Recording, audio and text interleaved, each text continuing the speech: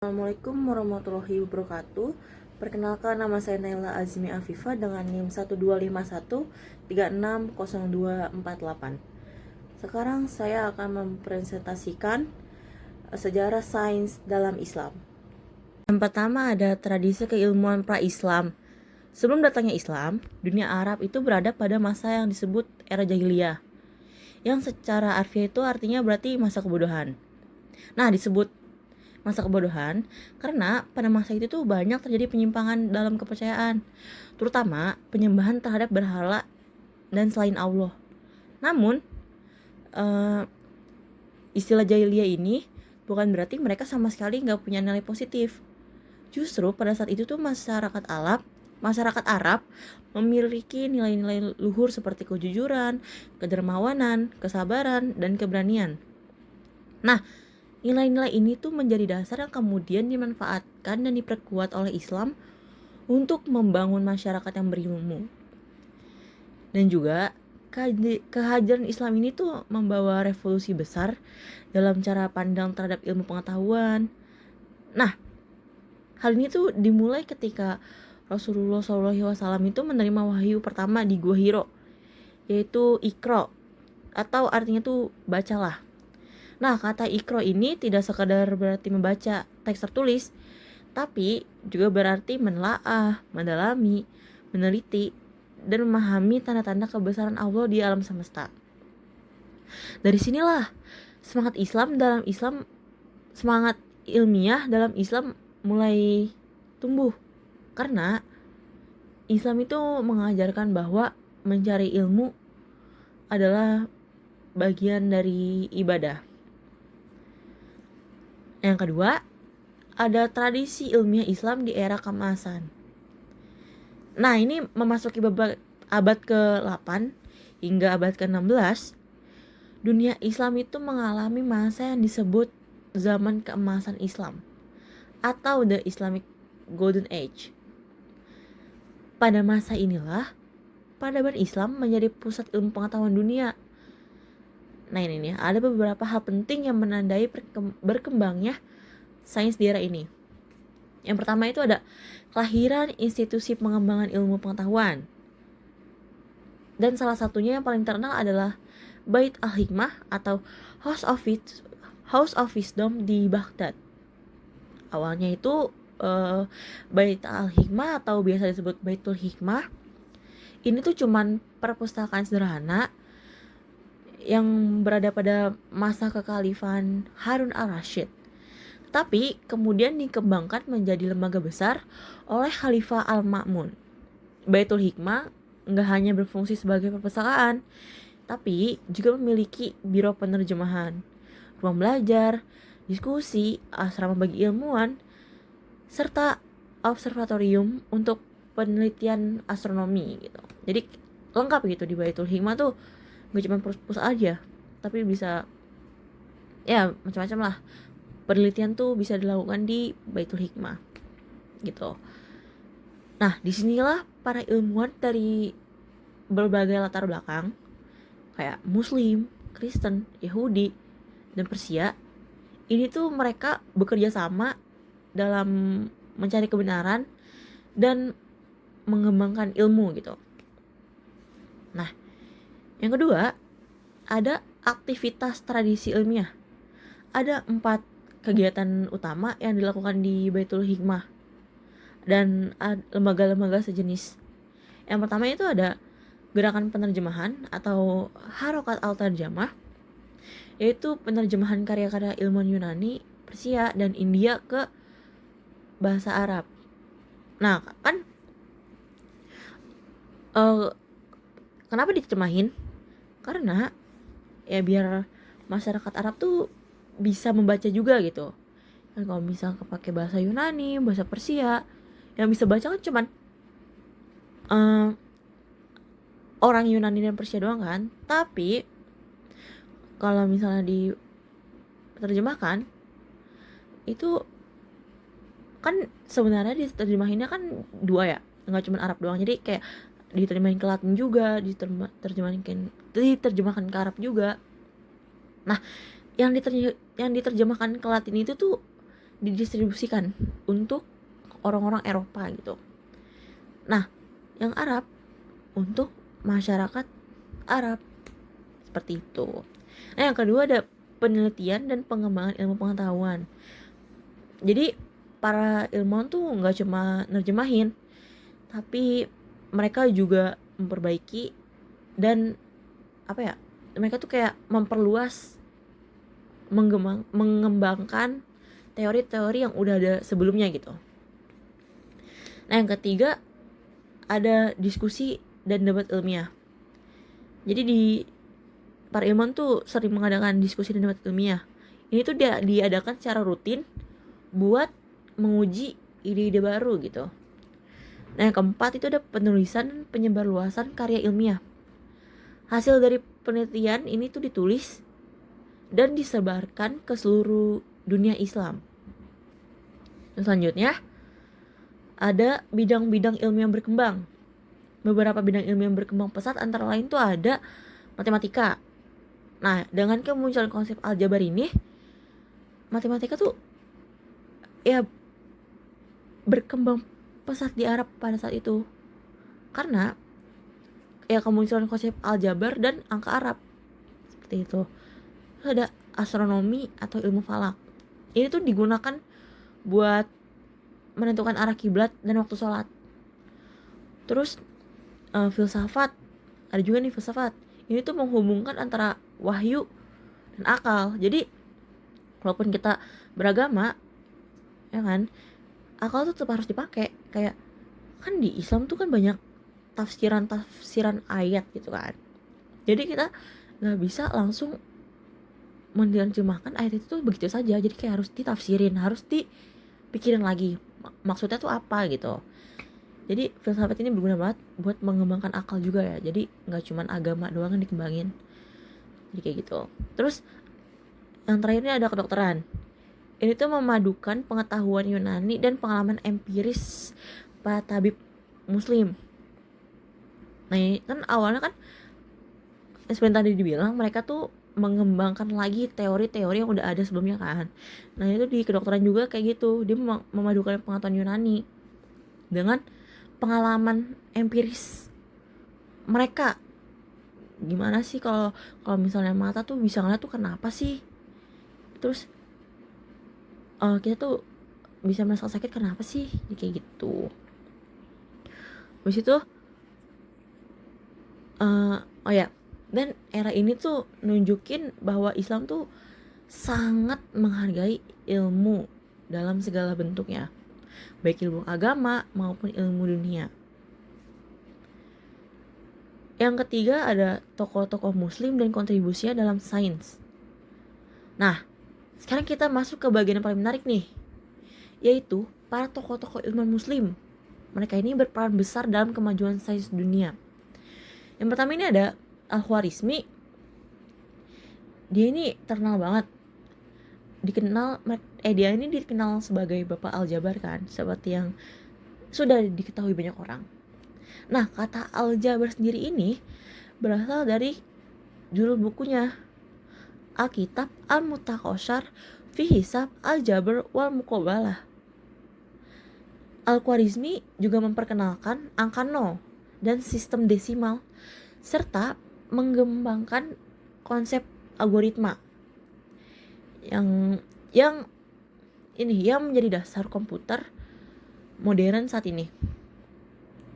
Nah, tanpa kontribusi si Al-Khwarizmi ini, dunia mungkin gak bakal kayak sekarang yang mengenal pemrograman dan teknologi seperti sekarang ini.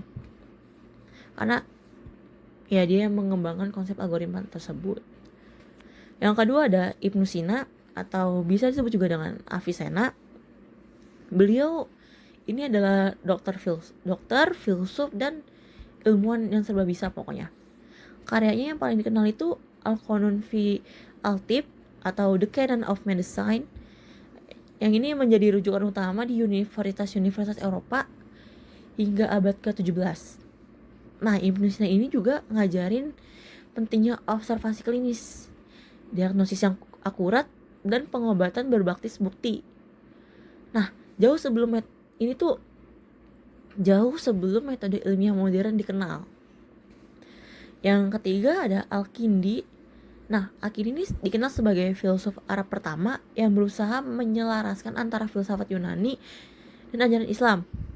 Dia juga menulis ratusan karya di bidang matematika, musik, logika, dan optika. Salah satu jasanya yang paling penting adalah memperkenalkan pemikiran rasional dan sistematis dalam mencari kebenaran ilmiah. Yang keempat ini ada Al-Farabi. Al-Farabi ini dikenal sebagai guru kedua setelah Aristoteles karena dia mengembangkan teori tentang negara utama Al-Madinah Al-Fadilah dan menjelaskan hubungan antara akal dan wahyu. Selain filsafat, dia juga ahli dalam musik, logika, serta menulis tentang etika dan pendidikan. Nah, tentunya ada Al-Biruni. Al-Biruni ini nggak ada di PPT ya, tapi yang selanjutnya ada Al-Biruni.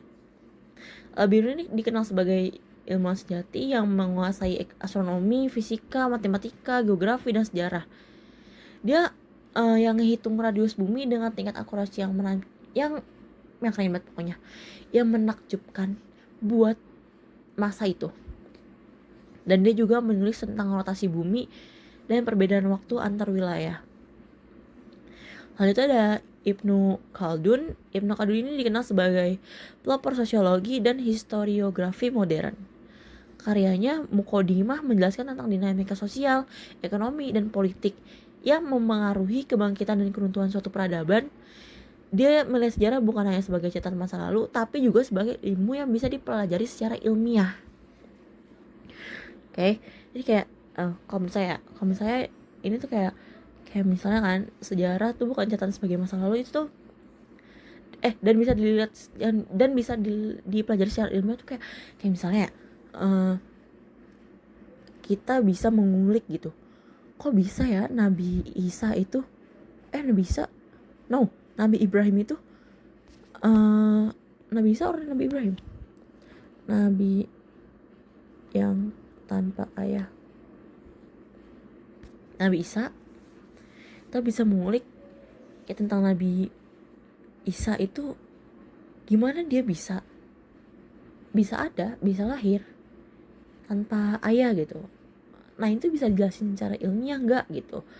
Jadi kayak kita nggak cuma kayak nerima aja, tapi kita juga harus bisa menjelaskan secara ilmiah, walaupun ada beberapa yang nggak bisa dijelaskan secara ilmiah.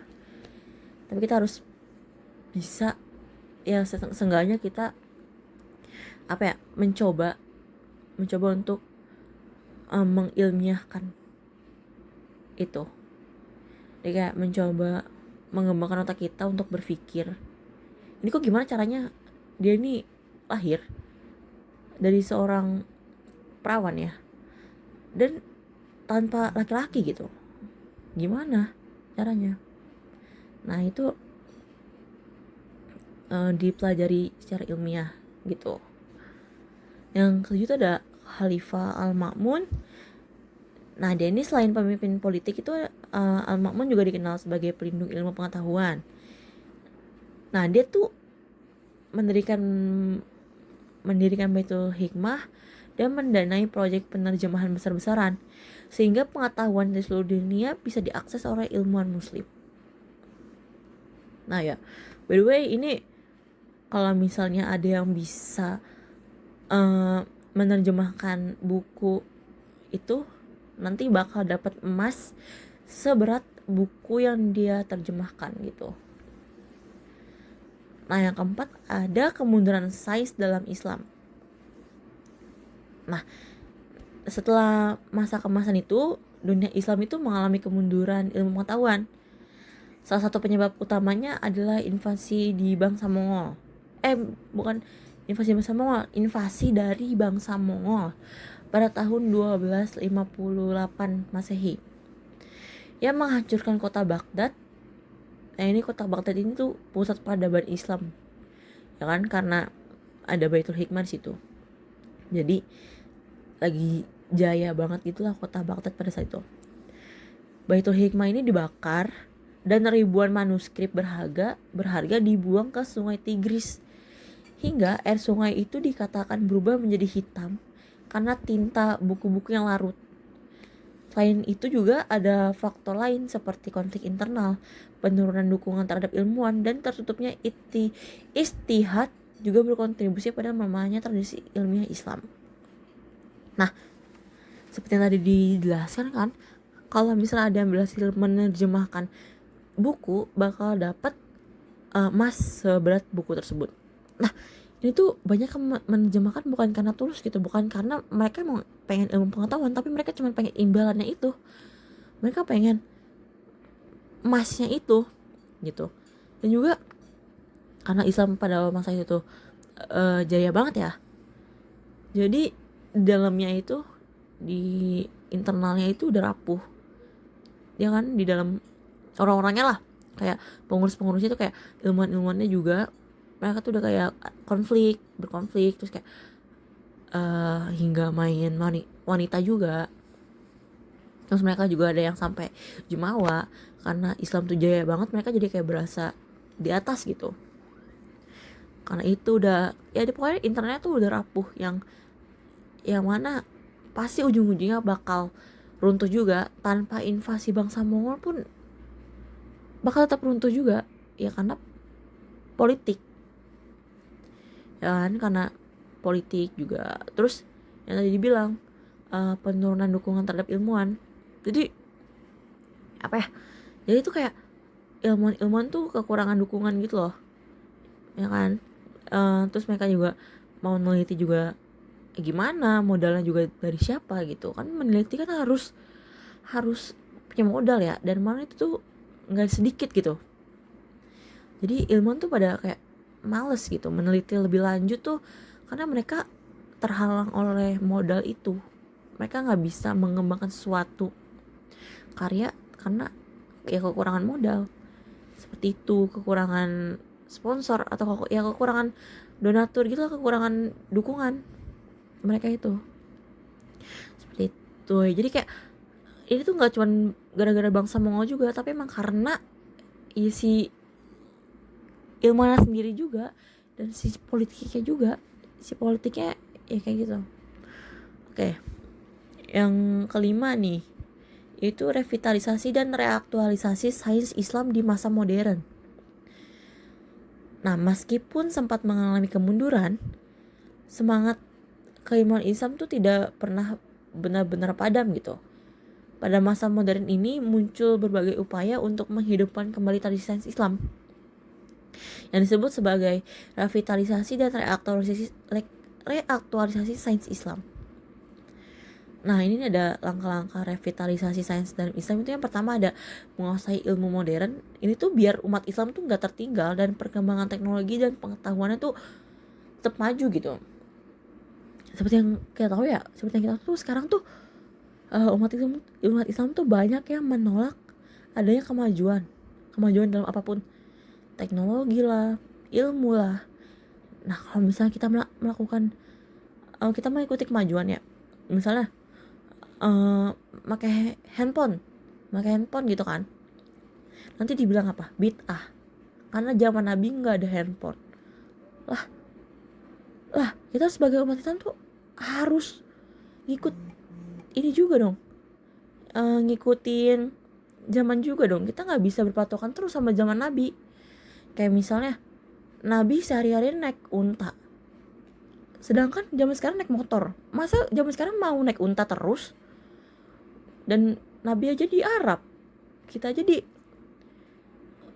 luar Arab gitu, kayak nggak mungkin kan naik unta. Makanya kayak jangan mundur gitu, kayak jangan terpaku pada zaman Nabi gitu. Kita juga harus berpikiran maju. Jika teknologinya maju, kita juga harus mengikuti, karena Islam tuh relevan dengan zaman sekarang. Cuma emang beda aja, dari implementasinya tuh emang beda aja. Kayak ya tadi dibilang kendaraan itu beda, dan mungkin olahraga kayak kan Nabi tuh kayak memanah dan berkuda itu kan sunnah kan, sunnah Nabi. Nah, sedangkan kita berkuda sekarang tuh buat apa, memanah sekarang buat apa? Sedangkan zaman Nabi tuh berkuda dan memanah tuh wajib kan, biar bisa apa, biar bisa perang, ya kan? Kalau misalnya laki-laki nggak bisa berkuda, nggak bisa memanah, dia nggak bisa ikut perang. Nah zaman sekarang perang apa yang pakai kuda, yang pakai panah? Panah mungkin iya, tapi kuda, ya kan? Kuda zaman sekarang tuh lebih ke untuk mencari duit sih, bukan untuk perang. Jadi kayak jangan berpaku banget gitu loh, jangan mengatakan sesuatu itu bid'ah gitu. Kalau dibilang bid'ah, ini juga tahlilan juga bid'ah. Zaman Nabi nggak ada tahlilan tuh. Kayak seperti itu ya teman-teman. Jadi kita nggak boleh di Islam tuh stuck pada zaman itu tuh. Kayak kita mengikuti surah Nabi tuh ya, yang ya kita boleh mengikuti sunnah Nabi itu bagus, tapi yang lihat dulu nih zaman sekarang tuh pakainya apa, kayak gitu. Kayak bersiwak gitu, apakah zaman sekarang gampang nyari siwak? Ada yang kan pasta gigi, ya kan? Masa kita maksain pakai siwak? Sedangkan Nabi mengajari kebersihan. Ya kalau nggak siwak ya udah pakai pasta gigi aja, boleh. Seperti itu ya teman-teman. Terus yang kedua ada menganalisis secara kritis perkembangan ilmu dan masalah umat. Itu artinya nggak sekedar meniru, tapi juga memahami secara mendalam. Nah itu kayak kenapa sih Nabi itu suka memanah, kenapa sih Nabi itu suka berkuda, dan kenapa sih Nabi itu suka bersiwak gitu. Dan kalau misalnya buka puasa gitu kan, kata sunahnya kan makan kurma ya, itu tuh kenapa? Nah itu juga harus dipahami secara mendalam. Jadi kita tuh gak cuma niru doang, kita juga harus tahu kenapa Nabi melakukan hal tersebut, ya kan? Kalau misalnya kita niru doang, ya kita kosong dong, kita nggak tahu dong, kita niru doang. Kayak tanya, kok kamu kayak gitu? Ya nggak tahu, aku ngikut sunnah Nabi. Terus kalau ditanya tujuannya apa, ya nggak tahu, kan sunnah dapat pahala gitu. Tapi kita nggak tahu tujuannya apa. Itu menurut saya ini sih Pak, salah juga sih. Nggak salah sih sebenarnya, dia bagus sunnah, tapi ya lu cuma meniru doang tanpa tahu tujuan sebenarnya tuh buat apa gitu. Tapi kita kan sebagai umat muslim harus berpikir kritis juga kan, bukan sebagai umat muslim doang, sebagai manusia kita tuh harus menganalisis suatu perilaku gitu, apalagi di psikologi kan, harus menganalisis secara kritis. Terus perkembangan ilmu juga kita harus analisis gitu, kayak wah ada ilmu baru nih, tujuannya buat apa ya, dan kita tuh harus mempelajari ini enggak ya gitu, kayak ya ilmu ini buat apa gitu. Kayak pokoknya harus memahami secara mendalam. Oke. Seperti itu ya teman-teman. Terus yang ketiga ada menyintesis ilmu modern dengan nilai-nilai Islam, agar ilmu tidak hanya bermanfaat secara teknis tapi juga bermoral dan beretika. Terus yang keempat ada menghasilkan buku ajar dan kurikulum berbasis nilai Islam, sehingga generasi muda dapat belajar sains tanpa kehilangan identitas Islamnya. Oke. Terus langkah-langkah reaktualisasi itu ada penguasaan ilmu modern. Ini tuh memahami berbagai disiplin ilmu kontemporer berbasis seperti bioteknologi, AI, dan energi terbarukan dari perspektif Islam. Ya kayak bisa bilang kayak ini bayi tabung, ya kan? Bayi tabung itu sebenarnya boleh nggak dalam Islam gitu-gitu. Jadi kita tuh harus memahami gitu.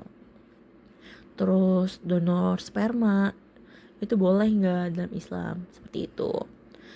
Terus kedua ada survei disiplin ilmu, mengkaji peta perkembangan ilmu secara komprehensif untuk menemukan ruang kontribusi umat Islam. Yang ketiga ada penggalian khazanah keilmuan Islam, untuk meneliti karya ilmuwan muslim terdahulu agar bisa dijadikan rujukan dalam pengembangan ilmu hari ini. Ya, jadi kita sebagai umat Islam sekarang, kita harus belajar dari yang terdahulu buat bisa ngembangin ilmu itu untuk zaman sekarang gitu. Nah, upaya ini tuh bukan cuma sekedar nostalgia masa lalu, tapi juga bentuk nyata untuk menyatukan kembali iman dan ilmu. Dua hal ini tuh, iman dan ilmu tuh dua hal yang dalam Islam tuh seharusnya berjalan berdampingan gitu. Jadi nggak bisa tuh orang kayak iman doang atau ilmu doang. Ya pokoknya ini tuh kalau berdampingan lebih bagus. Kalau kalian punya ilmu dan iman, ini tuh lebih bagus. Nah, jadi kesimpulannya adalah sejarah sains dalam Islam ini tuh mengajarkan kita bahwa ilmu pengetahuan tuh adalah bagian dari ibadah. Dari masa pra-Islam hingga zaman modern, ini tuh Islam selalu menempatkan ilmu sebagai dasar kemajuan peradaban. Tugas kita sebagai generasi muda adalah melanjutkan tradisi itu. Caranya dengan belajar, meneliti, dan berkarya berdasarkan nilai-nilai keislaman. Oke, semoga materi ini bisa menambah wawasan kita dan juga menumbuhkan semangat kita untuk terus mencari ilmu. Oke, terima kasih atas perhatiannya. Wassalamualaikum warahmatullahi wabarakatuh.